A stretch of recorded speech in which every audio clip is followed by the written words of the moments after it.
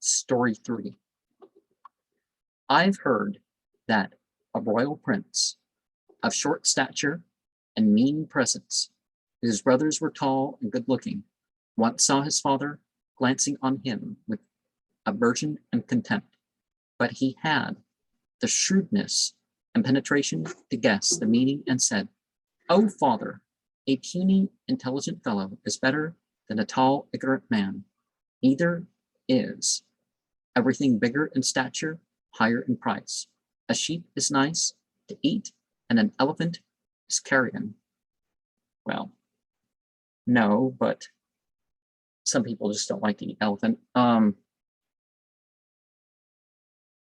I really can't make an honest comparison of the meat in any real way based on what I know at the moment. The smallest mountain on earth is Jur.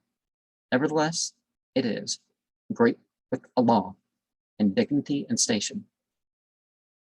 Hast thou not heard that a lean scholar one day said to a fat fool, "Although an Arab horse may be weak, it is thus more worth than a stable full of donkeys." The father laughed at this sally. The pillars of the state approved of it, but the brothers felt much aggrieved. While a man says not a word, his fault and virtue are concealed. Think not that every desert is empty. Possibly it may contain a sleeping tiger.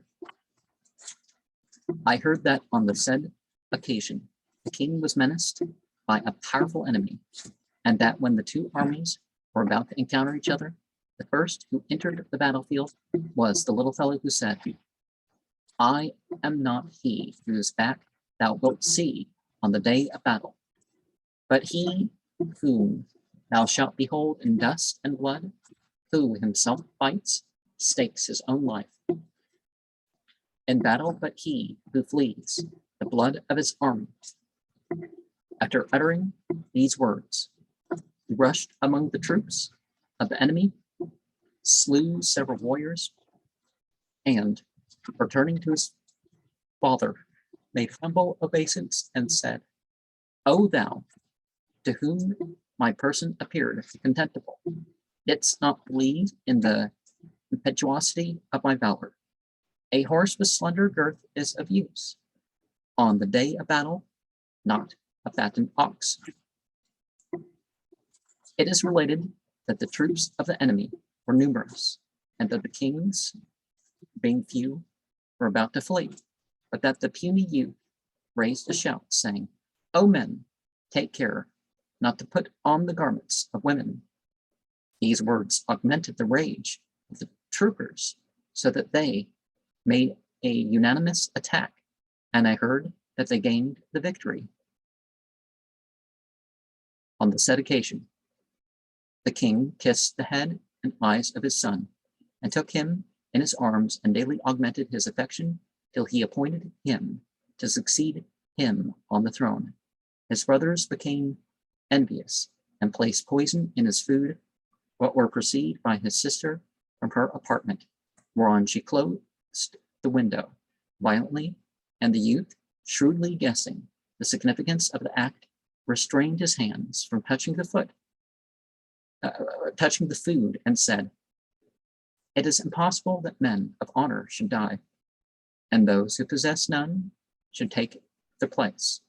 No one goes under the shadow of an owl, even if the Homa should disappear from the world." The Homa, are they talking about the Fedra?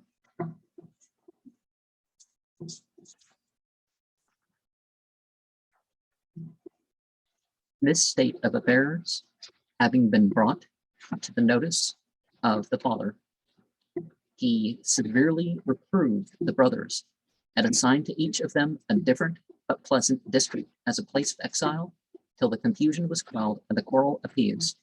And it has been said that 10 dervishes may sleep under the same blanket, but that one country cannot hold 2 padshahs. When a pious man eats half a loaf of bread, bestows the other half upon dervishes. If a padshah were to conquer the 7th clime, the 7 climates, he would still, in the same way, covet another. Now, I don't know how you're supposed to divide that, right? You know, you have the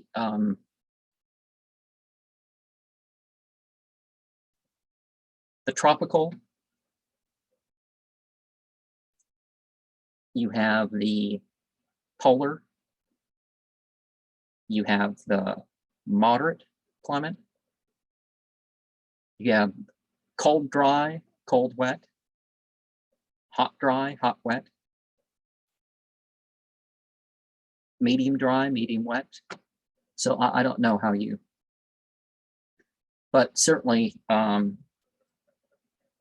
us humans, we tend to find, you know, something that we don't have that we would want, or something that we have that we don't want.